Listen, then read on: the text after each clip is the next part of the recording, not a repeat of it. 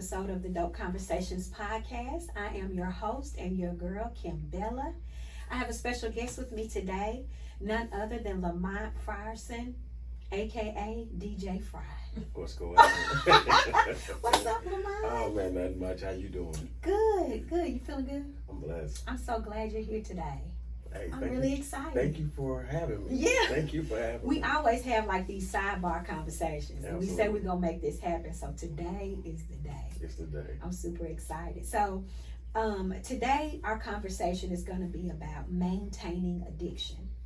Lamont, you are a former or a recovering alcoholic. A recovering alcoholic. But before we get to that, because that's something within itself, I want to know about you. Who's Lamont? Let's talk about you. Man, I'm a husband. Yes. I'm a father. Yes. I love people. Mm-hmm. I'm a mentor. Used to coach basketball. Had to get out of that. Them parents are crazy. And play basketball. Play basketball. Okay, at let's the crib. tell put it on out there. Yeah. The White Creek days was the best, man. It was the best. But I'm just I'm a guy that just love life, and that's why I have my brand. I love my life entertainment. Yeah. Because I just we only get one shot at this thing, so I just love life, and that's who I am. That's good. So you're a dad and a papa, and your papa too. Yeah. Do they call you papa? Yeah, they call me Poppy. Poppy. Poppy. I love that. Yeah. all girls. Yeah. All girls. Ain't no guys in my. I'm the only dude. Listen. Yeah, so I don't say much. I don't say much. It's like whatever you say. Yeah. That's it. Because the objective is to watch the game. Yeah. That's it. That's time you arguing during the first quarter. Nah, bro. What you need to do? That's it. Got it. Yes, because when you came in here, we was setting up. You was like, "Don't Saying touch this nothing. mic." You was like, "Let me be quiet." I stayed outside. You got to come in. You said nothing. I got it down. Yes. I love it. So we're here today to have a dope conversation that I've been wanting to have with you, because I feel like the times that we've had our conversations, I'm like, man, do people know this about Lamont? Right. Like, do they know? Like, I know you talk about it on your page, on your social media page, and at the end, we're gonna get people to make sure they know how to follow you, because you predict the weather. You tell us about the forecast. You line dance. Oh, You even have a class. And we'll talk about that at the end. Let's do that. But because there's a lot to Lamont. Yeah. And I think it's dope. Yeah. So, recovering alcoholic. Yeah. We are almost 6 years in. Almost 6 years in September. 6 years. Woo! And the crowd goes crazy. They cheering for me. I see you. Okay, please sit down. Yeah. Okay, so let's talk about it. When did this start? You know what? So I didn't drink until my junior year in college, when I was going to the University of Akron. Nothing in high school. Nothing in high school. Mm-hmm. So it's like my great granddad was alcoholic. Okay. My dad was alcoholic. Okay. All right, but I don't blame that. I don't say that's the reason why I was one. Because I would say my dad was a worker. My dad had 3 jobs. My dad used to get it. And and he drank, and everything, and so. But I always would say I wouldn't drink, because because of him being drunk coming home sometimes. But when I say the man never missed a beat, he never missed a beat. Never missed a beat. He coached basketball in the hood, baseball. We lived in JCUC. He had all them guys in the hood, just on point, school and everything. But so going through college, high school, when they would drink, senior skip day and all that stuff, me and my homeboy Kevin Good, we would have the clear bottled waters. Yeah. They came in glass at the time, the Sierras or something like that. But we had wrapped in a brown paper bag like we was drinking. But we weren't drinking. It was water. It was water. And then when somebody asked us for a sip, like, nah, get your own, bro. But got to junior college, and some of the cats drink Boone's Farm and stuff. But I would drink coolers. Okay. You know what I'm saying? So, but when I got to college, to the University of Akron, my junior year, and that first season, we had a bad season, and we had a end of the year hope the coach get fired party. Yeah. And hang around a bunch of white people up there. And I didn't know you weren't supposed to mix tequila and beer. Okay. So I'm at the white folk house, and they got a keg, and I had tequila in one hand, and I was drinking, I was gone. Yeah. Right? Worst feeling ever. But after that, I would drink every once in a while because I didn't like what was going on. But so I'll say about 2010 maybe. So I got married in 2011, and we had a lot of liquor left over. All right, so we had at the house. So me and Keita would always have sips of drink and everything. ran out of that, and I was like, cool, you know, ain't no, it's all gone. Then I started drinking that Limelight, 4 for 1s. Yeah. You know, shout out to Limelight DJ and Linda LP. And I started liking the feeling of it, you know what I'm saying? And then being a dad, and so it was Marquise is my second marriage. All right, so I had my daughters that lived in Ohio at the time, who come up for the summer and for Christmas.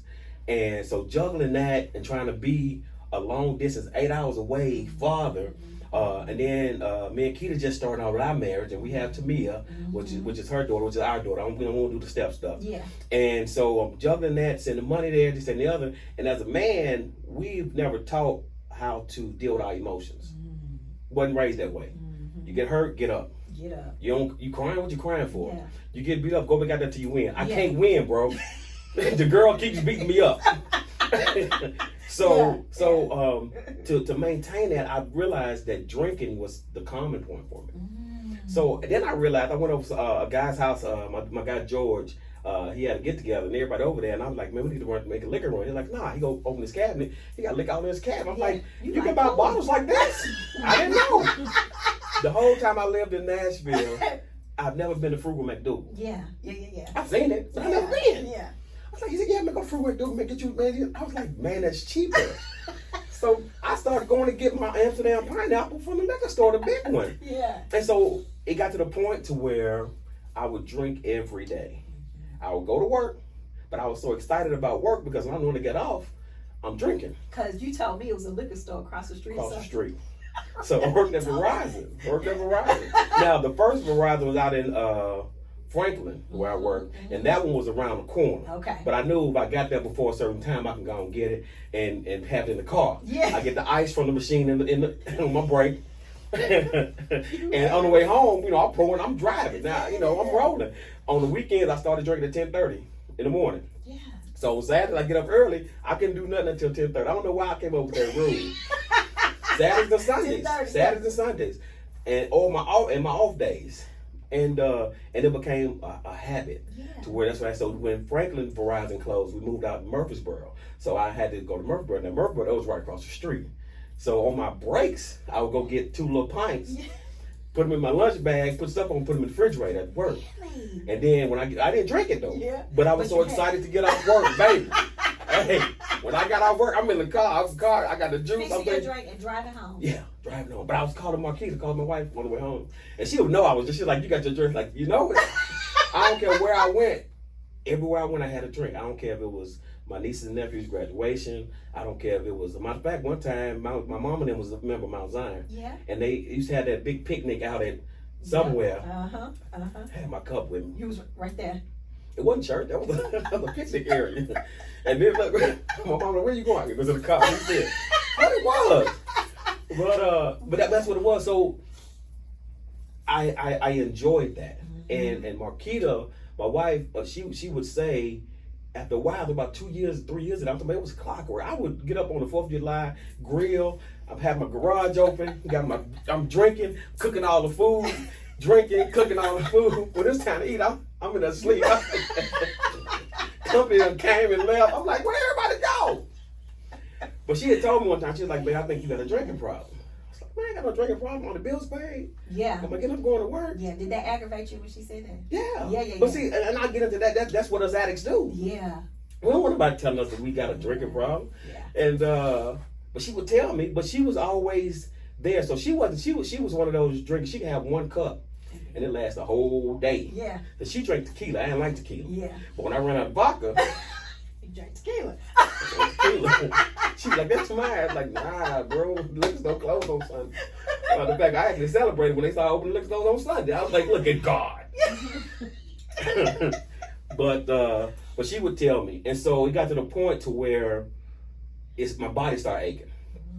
And I'm talking about the ache to where you couldn't rub. Like you bump your knee, you rub your knee. Yeah. You stump your toe, middle of the night, go in the bathroom, you grab your toe. Yeah. But I'm talking about on the inside, when something's hurting you on the inside, you can't, only you do is hold yourself. Oh. Right? But my thought process was, let me drink and it'll cure it. So sure enough, I would drink. And it would, for that moment, it'll cure it. I catch a cold, I'm drinking Mucinex and hitting Bach and pineapple. You serious? It went together.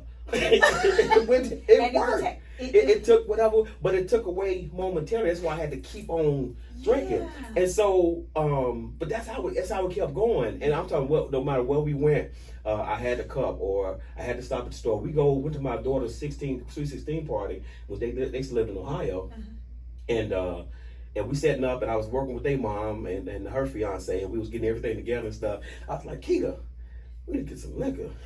You know what I'm saying? Because they said they couldn't have no liquor in the place that they held it. But they wasn't supposed to. Sweet 16 party. Yeah. Nah. Up there, it's called Acme. Acme in Ohio is a grocery store. Like a Kroger here is Acme. And I didn't know they were selling liquor in the grocery store. I was like, well, I just get a couple of coolers. I was like, they had a whole, I'm talking about, baby. Man, we grabbed that joint. Hey, I was on point. And that's how bad it was. That's how bad it was, but I didn't see it at the time. And so that's how it started going, and it kept going. Did you feel like I need this? Yeah, it had the power over me. I need it.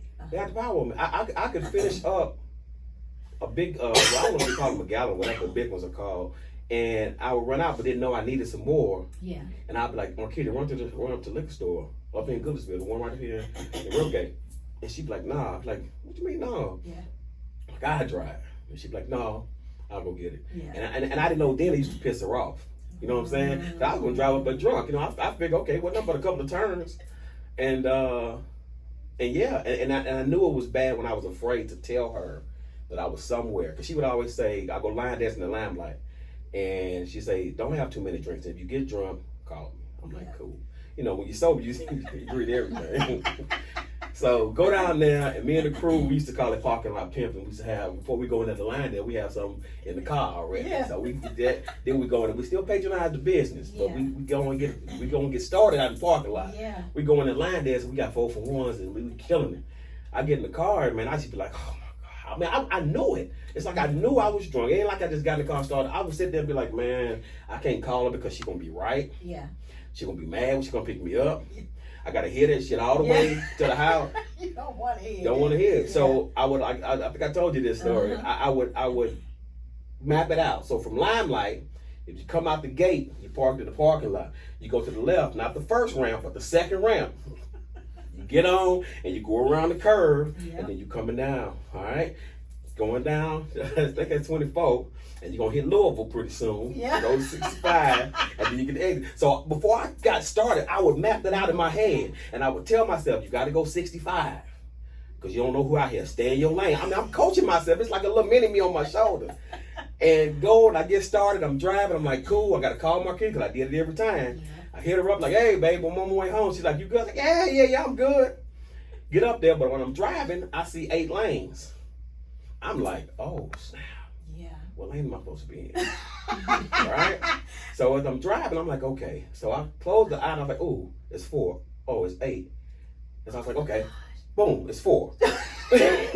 So I would drive home, covering one eye, talking to Keita, but apparently I was slurring my words and I didn't know it. Because she always knew.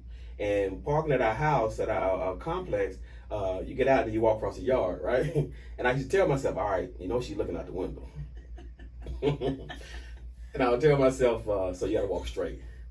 But even though I thought I was walking straight, I felt myself walking crooked. Lean it over. And she would never say nothing, man. She would never say nothing. But I know she was covering me because I knew she was praying for me to make it home safe. I knew she was praying I didn't get pulled over. And I never, and it's crazy. Did you never get pulled over? Never got pulled over, never had a DUI. Now people say, oh, God is good. I never gave God the credit. I was like, man, it's luck. Never got pulled over, never had a DUI. No. And we're going to get into it, but you told me you never prayed. Never prayed. Now look, all right, so look. So I grew up in the church like everybody else did. Church in Ohio, I was a part of the youth ministry. I done preached sermons. That's why a lot of people call me Deacon Fri. Deacon, okay. And that's how it all carries over because I studied the word, everything. I just never could get the concept that God was talking to people. I never could get it because I just think they were just your conscience.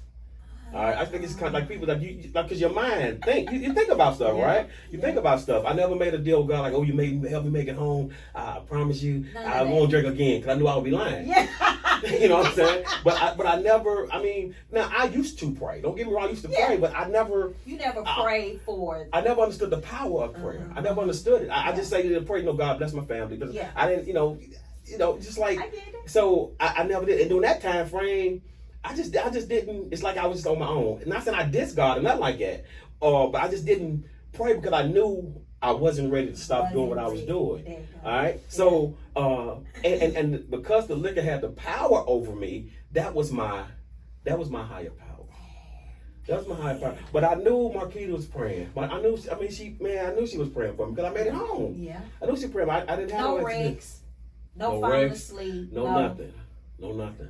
I mean, absolutely nothing. I mean, but I made sure I called her and she knew. And she was there, but when I walk in the house, I could see it on her face. Like I say, fellas, if you get anything from this outside this addiction thing, don't argue with a woman when you're drunk, my boy.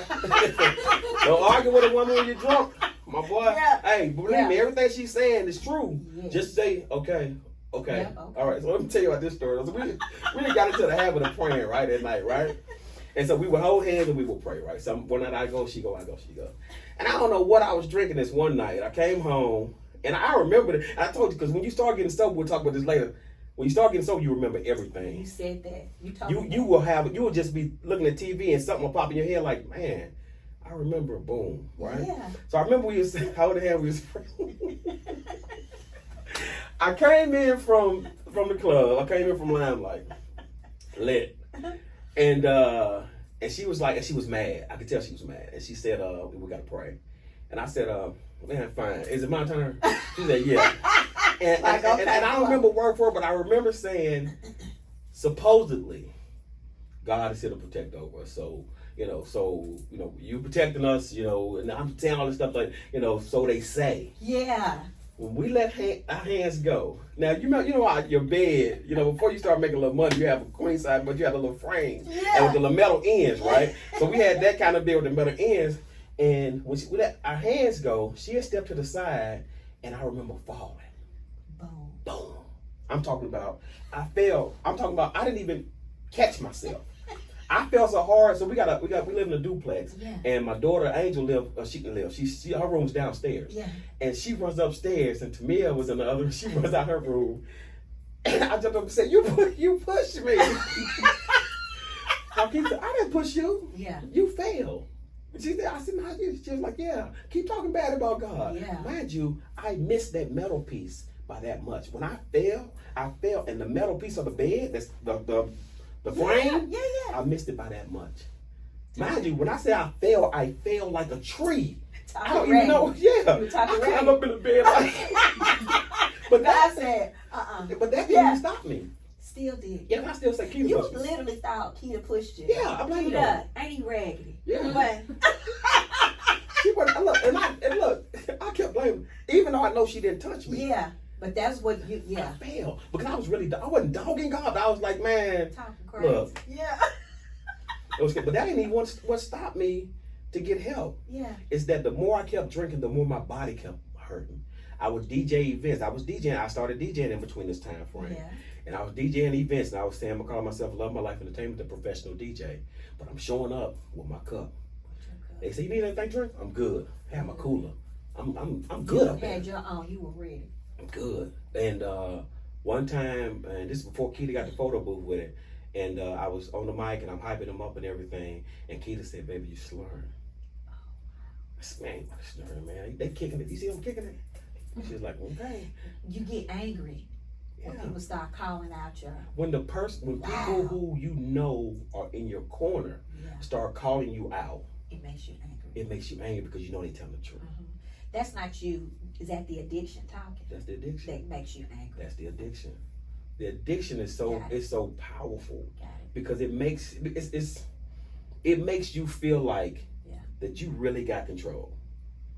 It turns you against God. Yeah. It makes you start just thinking just crazy stuff. Yeah. I mean, it's crazy. Oh, wow. I remember one time I had blamed Keita that somebody was at our house. Mind you, Keita's far from cheap. Keita like Mother Mary. She ain't about to even look at the dude. And I think I went in and made a sandwich, but I forgot I made the sandwich. Yeah. So drunk? I went, Were you drunk? Yeah. Something's in my face. Okay.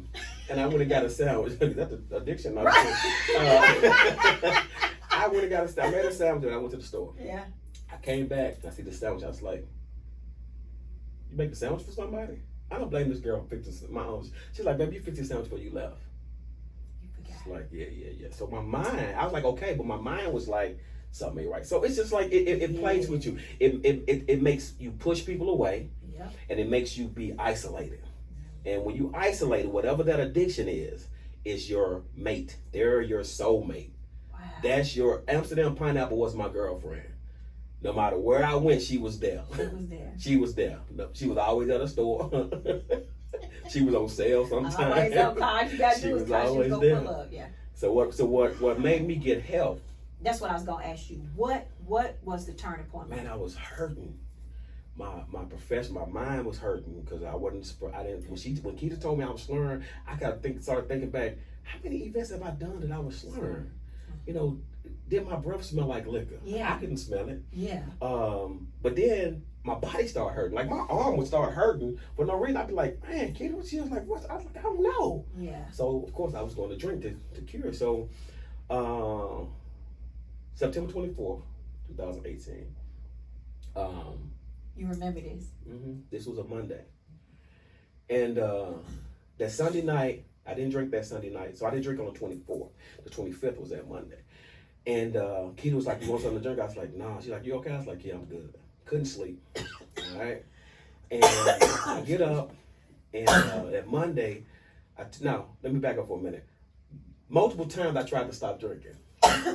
Now, don't laugh at this. I prepared you. Don't laugh. Okay. I would stop drinking for 3 or 4 days, and I would celebrate by drinking. By drinking? How crazy is that? I go Monday through Thursday and be like, I ain't had nothing to drink, baby. She's like, Let's that's celebrate. good. I'd be like, about to go to the store. It was crazy. That's not, I sacrificed those 4 days not to drink. To drink. Just to celebrate the fact that I can have one drink, ain't no baby, because I didn't drink. She was like, yeah. They know it's the whole bottle. But anyway, so I was hurting. And I'm talking about literally, like my shoulder would hurt. And I'd be like, man, I feel like I'm about to die. It's like I could not touch inside my body what was going on. Kept hearing this voice saying, I need you to do something. And I'm like, again, I'm thinking just in my mind, I'm thinking. The conscience. The conscience. I'm thinking, okay, Yeah. need me to do what? Like stay off Facebook so Yeah. much, don't do the weather report. I'm thinking those things, right? So Monday as I'm driving to work, I text Marquita and I say, I'm going to really try to stop drinking for 30 days. And if I don't stop, I'm going to get help. And Marquita, and many times I've told her that, she's always said the same thing, like, babe, I got your back, literally. I got you. Whatever you do, I'm support you. Mm-hmm. So then I'm driving. So I was out in Murfreesboro at the time, driving Verizon out there. And I text my mom, my dad, my brother John, sister Cree, my brother Brian. And I said, now if I start crying, it's because... It's okay. Yeah. All right. I got you. For real. So I told him, I said, I got a problem. And I'm going to try to work this out in 30 days. If not, I'm going to get help. I text my daughters, Angel, Rachel, and Tamia. I said, y'all, daddy got an addiction. I feel like I'm an addict. And I'm going to try to work it out in 30 days. And if not, I'm going to get help. Mm-hmm. And by the time I got to work, they all hit me back. We got you. We love you. My daddy, again, the recovering alcoholic in himself, he says, I just been waiting on you, son. I just been waiting on you. My mom's like, I've been praying for you, Mom. Yeah, I love you. So when he started coming through, I started getting soft. I started tearing up before I walk in this building, right? And my daughters was like, Dad, you've always been strong for us. Let us be strong. And I'm talking about, man. Oh my God. So I'm in the car crying, right? And I'm like, oh man, I gotta go ahead and go to work, And I'm on the phone. I was customer service rep at the time. Straighten myself up. I go in there, and first call come through, and I'm like, thanks for calling Verizon Wireless. I can help you. But then I'm like, oh my God, I can't do this. So I got off the phone with that person. I was like, I can't do this because when you are emotionally drained, no matter what the situation, but when you're emotionally drained and you feel like the people who you in your circle, you expect something different in response. Like I know you was drunk, blah, blah, blah, blah, but the response is all love. it makes that emotion just pile out, right? So I put myself in already, and I'm looking for a supervisor. All right, so on Mondays, anybody that and anybody look at this podcast, you work for Verizon, you work for Verizon, Mondays is all hands on deck. Yeah, you can't even call off on Mondays. Yeah. You might get a day you might get an off day vacation day. Yeah. But everybody's on deck, especially during the iPhone era. Yeah. Yeah. And so I'm looking for a supervisor. I look down my row, I don't see my supervisor. And the way the roles are set up, you set in rows of your supervisor. So maybe these 3 rows may belong to that supervisor, then these 3 rows, but the supervisor on every row. Mm-hmm. I'm looking around. I don't see no supervisor. So I'm like, I'm gonna go walk. I don't care if you're not ready too long, you get in trouble. But at this point, I didn't care. I just need to talk to a supervisor. Mm-hmm. So I don't find a supervisor. I go back to my seat and I take a couple more calls, but I can't do it. I'm like, oh my God. So I put my head down and I finally say something to God. I say, God, if you do your part, I do my part. Now, at the time, I didn't know what that meant, but we get to it in this story. I said, you do your part, I do my part, right? And I wanted him to help me find a supervisor. But let me tell you what this Negro does.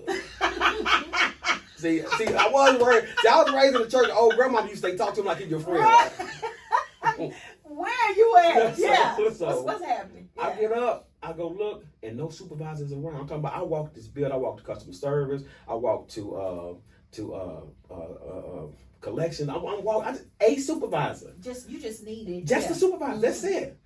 And this lady, I'm sorry I forgot her name, but she was the director of Verizon at the time, a little short black lady. Mm-hmm. And anybody I spoke to in Verizon, I don't care if they say the higher ups are coming, I'm gonna speak to you. Hey, how y'all doing? I'm saluting, I'm fist pumping. I'm not about to. It wasn't disrespectful. It's just I'm just going, hey. So that's how I spoke to this director. And I see her, hey. Well, when she walked by, she said, hey, Lamont, because she gave me that energy, and I was like, hey, and I kept walking. She's like, whoa, come here. I was like, yes, ma'am. She goes, maybe how you used to speak to me.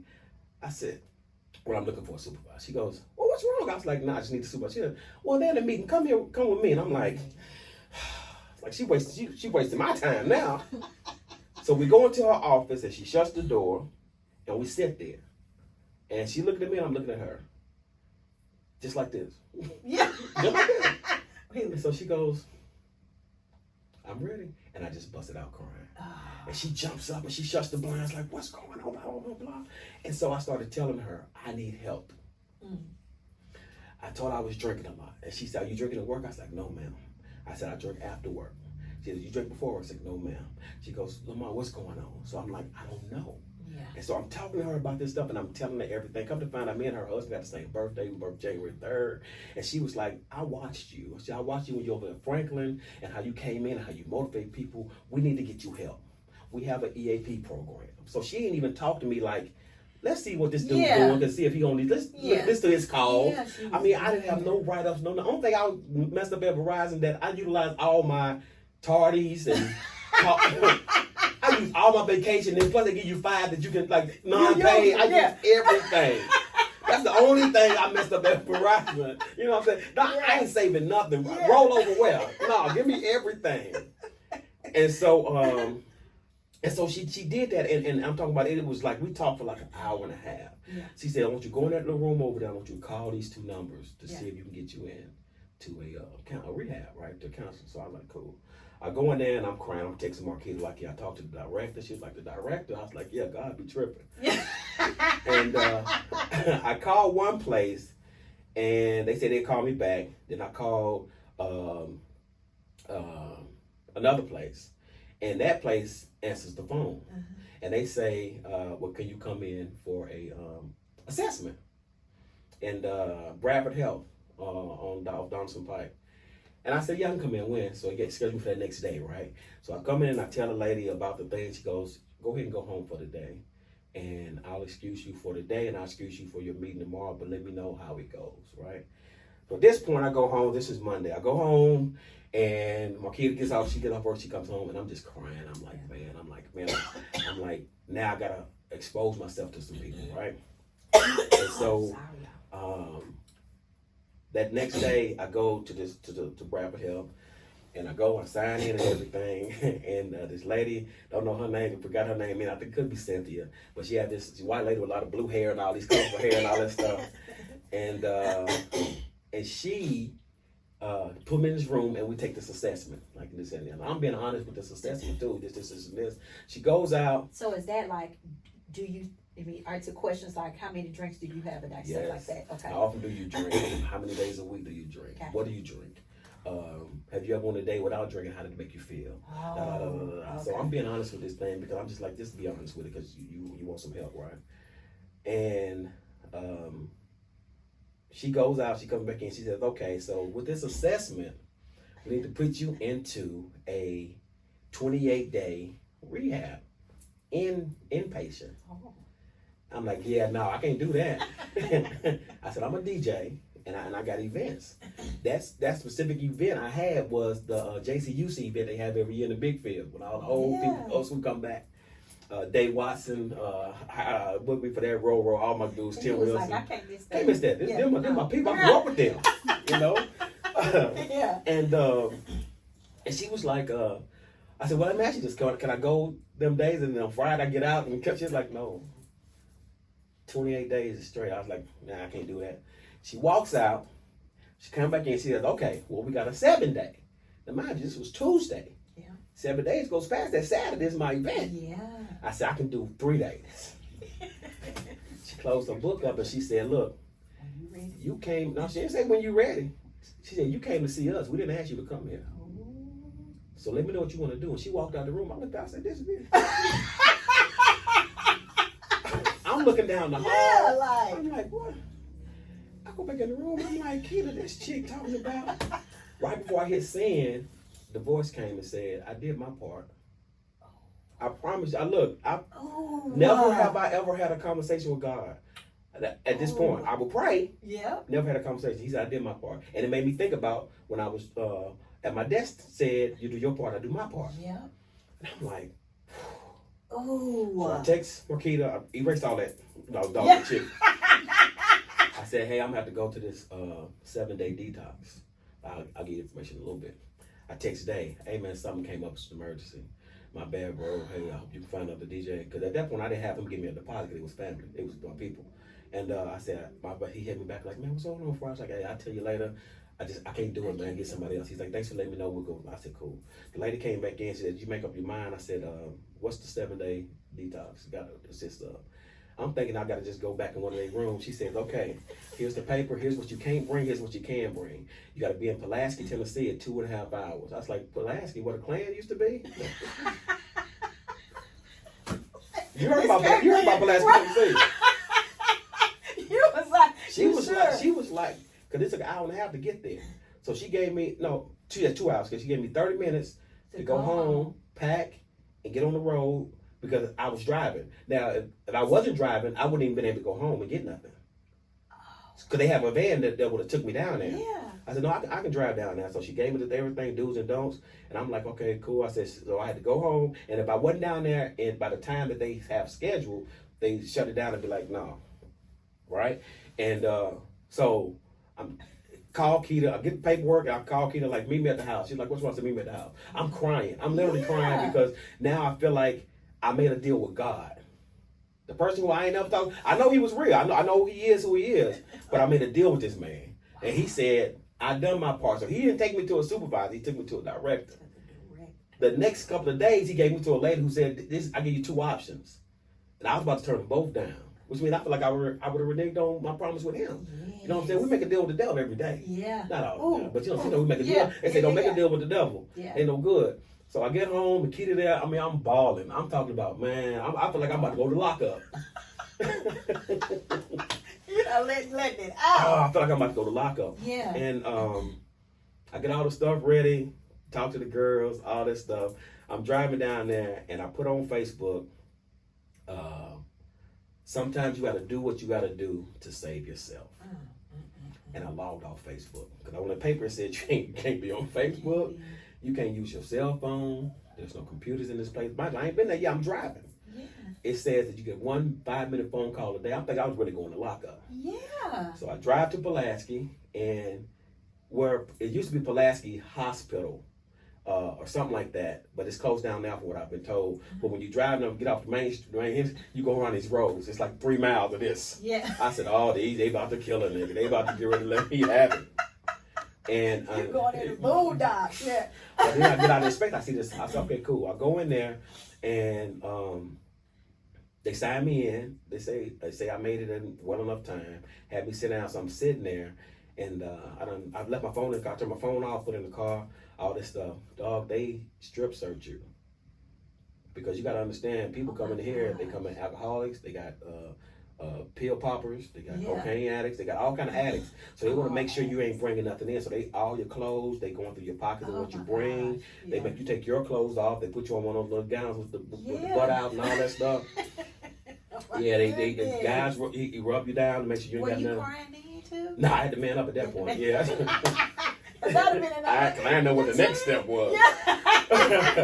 But they did all that, and then they said I was good, so they took me back, and it was in a quad. It was in a quad. So you had the nurse's station. You had 4 rooms, and each room had 2 people in it. Yeah. So they showed me where my room was, and what a little sitting room was, where we watched TV and have all activities and all that stuff. So it was really small. Yeah. And I'm looking at all these other people that's coming in and checking in and stuff. Man, they look bad in a bad situation. So the guy who was in the room with me was an alcoholic. So I figured, okay, we can vibe, right? Yeah. So. Mind you, I got there midday, so it was almost time to eat and just go to sleep. That was all it was. Ain't no introducing, like, hey, none of that stuff going on. And I, in the room with this man, and this man is having withdrawal. And I mean, he is like, yeah. So the man that I am, I fake sleep and I tucked. I rolled over and I just closed my eyes. Right? And the nurses run in because they hear it. They run in and they say he's relapsing again. All right, so he's been there before. Oh. So they say check Lamont, right? Or they call me Lamonte. Yeah. Check Lamonte. And he was like, he's asleep. I heard everything, but I was not moving. I'm not helping this guy. I don't know him like that.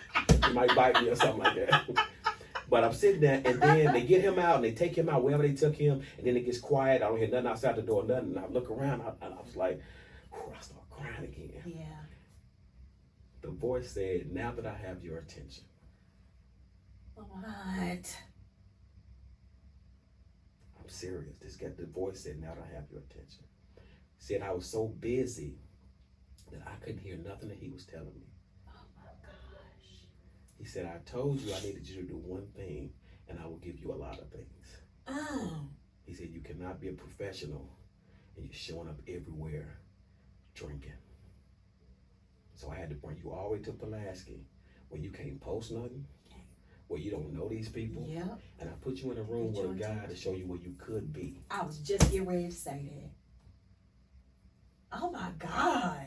Man, and I'm telling you, I've never sat and had a conversation with God where I actually was in my bed and I feel like I was looking at somebody talk to me. Yeah. I think back to, across from my bed was this way, and if I sit around like this, it was a cabinet. Yeah. But I think I was staring at the cabinet. Yeah. I remember I was just froze because I could hear this voice in my head for real. And said, now that I got your attention, he told me that you're Lamont Frierson. I made you your boy Fry.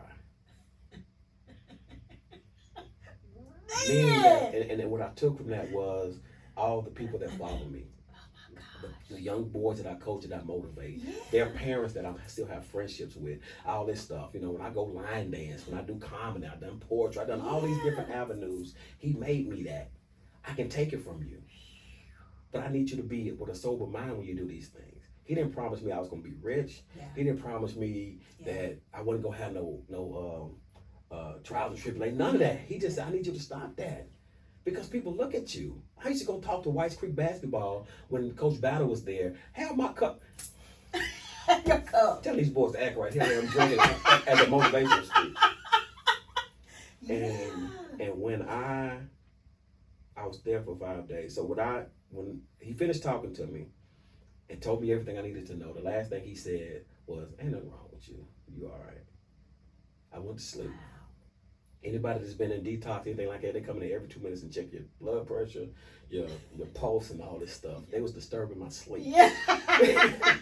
You sleep good, here they come. Right. So I would get up. I got up every morning, 5:30, 6 o'clock, like I do at the house. Yeah. Get a shower and watch ESPN. So the first day I did that, the lady come in there because breakfast was at 8. Yeah. And the nurse came, she's like, are you okay? I was like, yes, ma'am. She said, you don't have to be up to 8 o'clock. I was like, I know. She says, Okay. So cool. Everybody else getting up right at 8, coming out, eating everything. I'm eating. I'm like, good. Yeah. Doctor seen me the first day. That was a Tuesday, Wednesday. On Thursday, Wednesday, the doctor came and see me, and we having this conversation. He said, "Do you want to take this pill that can make sure you don't have the withdrawals?" I said, "No, I'm good." He said, "So what happened? Why are you here?" So I'm telling him the story. He's like, "Okay, check your vitals, check my vitals." He goes, "Are you sure?" I said, "I'm positive." He said, "Okay, we'll give it a day. Because maybe you just had a good night." I said, "Okay, cool." My mind, I was like, God got me. He told me I wasn't wrong with me. Now I just got to just stay here pretty much. And so when the classes would come in there and talk, I was like really active in the class. I wanted to know why, how did I get to that point? How can I, when I get out of here? So I thought it was just 7-day detox was it. Yeah. So I'm in there and I'm talking to these people. I didn't know what opioids was. Yeah. I didn't know those was pills. I didn't know. Yeah. I'm like, opioids. What's wrong with you? What's an opioid? What does it do? They all be like, huh? They make it look like, what type of crackhead are you? And but I learned a lot, right? And that within that 5-minute phone call I'll tell you about. Yeah. Only person I know I memorized is Marquitas. Yeah. Because I use it for Kroger. Uh-huh. So I was Kroger yeah. They would say you need to write a number now. I was like, no, I know it. They want to good. Hey baby. And she's like, how you doing? I was like, man, I'm good. I said, well, tell my mom, cause she'll send a text message out to my, cause I told my family, I ain't hitting everybody up. I'm hitting Marquita up, and she gonna relay the message. Yeah.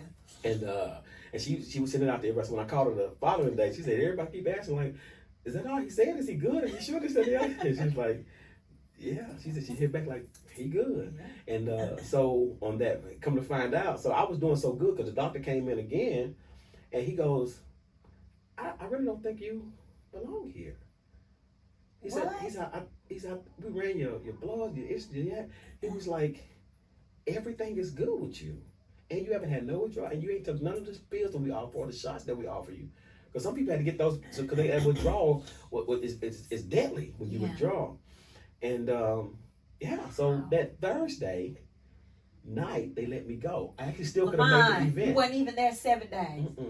I'm thinking like Friday morning they let me go. So sad I could have still done the event. Yeah. But they let me go, and he came in, he was like, we're going to release you. We're going to let you go. He said, because it's just like, it was almost like a time for me to get away from everybody. Yeah. And understand myself and understand, do I really need this? With not having no withdrawals, he was like, you don't even need to be here. Yeah. But we got to at least keep you here for at least 5 days. Yeah. I was like, cool. Food was pretty good. Yeah, Food was pretty good. And so on the way home, Friday, I get this voice again. Oh. Yes, nigga. Like what? Yeah. So God said, now make a post. I was like, bro. Like, what am I? We ain't doing that. And the voice said, you post about everything else. And I'm driving, I pull over to a rest stop, and I'm like, boom, this is where I've been. This is save yourself if you had a boom, it's saying. By the time I get home, it's like 140 people that like the love, comment, inboxing me.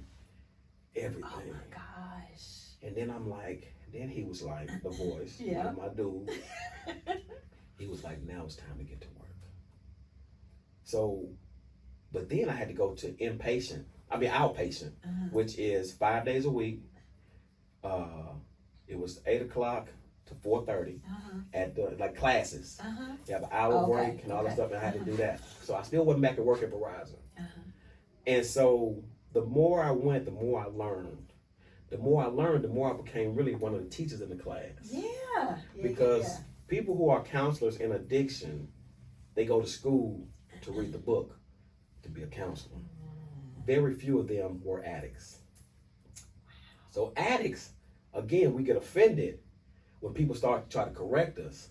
So when these counselors are trying to do this, that, and the other, addicts was coming at them. Now you got people that coming up for different reasons. You got some of them is because they're in trouble for child, and the court say we're gonna take your kid if you don't complete this course. All right. You got some that actually trying to jail time for some other stuff. Yeah. Be like, you know what? You do smoke pot, so we're gonna have you go and you're gonna get drug tested every day. Yeah. And if you flunk the drug test, you're gonna serve. Yeah. All right. Some of them on 1129. I didn't know what that meant because I thought it was the whole 12 months out of the year. They say 11 months, 29 days. I still didn't figure that out. Yeah. But some of them on 1129. Same thing. For a whole year, they got to go drug test, and some of them get knocked out if you go to this class. Yeah. So some of them in there just like, man, I got 2 more weeks of this and I'm about to get lit. Yeah. So they really wasn't there for real. You got some people that are there, kids are already taken from them. Yeah. Because they was doing cocaine while they was pregnant with the child. Yeah. All right. And so when they would ask certain questions, they would say, they called me DJ in there because I pull up in my truck with DJ. And they were like, man, DJ, so what do you think? Yeah. So I was able to help them with motivation that I had, and also I was carrying this torch that God gave me that I cannot get back into it. I have to really be a representative that you can heal from this. Yeah. And as I shared with you before, addiction is a disease that is uncurable. Yep. But you can control it. Wow.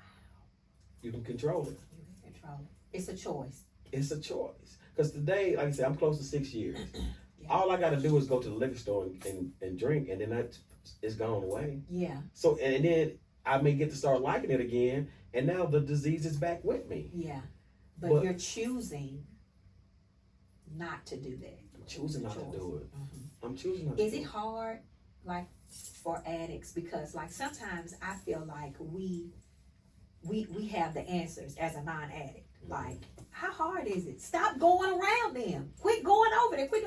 It's not that easy when you're It's not that easy. an addict. You have to choose. You have to take your power back. Got it. So when Yeah. people who are non-addicts think it's just easy to say stop going over there, those are my friends. Yep. Those are my people. You know what I'm saying? We share the same common Yeah. BS. You know what I'm saying? We Yeah. vibe. We feel like that when we in this zone, we just vibing. Yeah. You know what I'm saying? When I'm around you, you nagging me. Yeah. You telling me what I can't do. These people up here, they doing what I do. They not holding me accountable. You know, like I'm just free of it, so it's easier. You have to want to change. It's your comfort zone. Yeah. You have to get uncomfortable. You have to not worry about who say that you think you bougie. Yeah. Oh, Lamont changing. Yeah. You know, you can't worry about that. It's a lot of people who invite me to house parties that I used to go to, and it's just and I ain't got nothing against them. Yeah. I still love them, Yeah. but I know that if I go there, it's going to be more of liquor than it is going to be just of juice. Yeah. And then if I see somebody continuously drinking, I may not, but I can see an addict may be like, ain't nobody gonna know. I'm gonna get a sip. Yeah. I tell people all the time, I ain't at the point where I can just sip. Yeah. If I drink it, I'm gonna go ahead and just. If I call it relapse, I'm going all the way. Yeah. And that's how most addicts think. But you got to change your surroundings. You got to change. You got to, and you got to be strong enough to know that it might happen. Yeah. You know what I'm saying? Now I don't do a lot of DJing in clubs.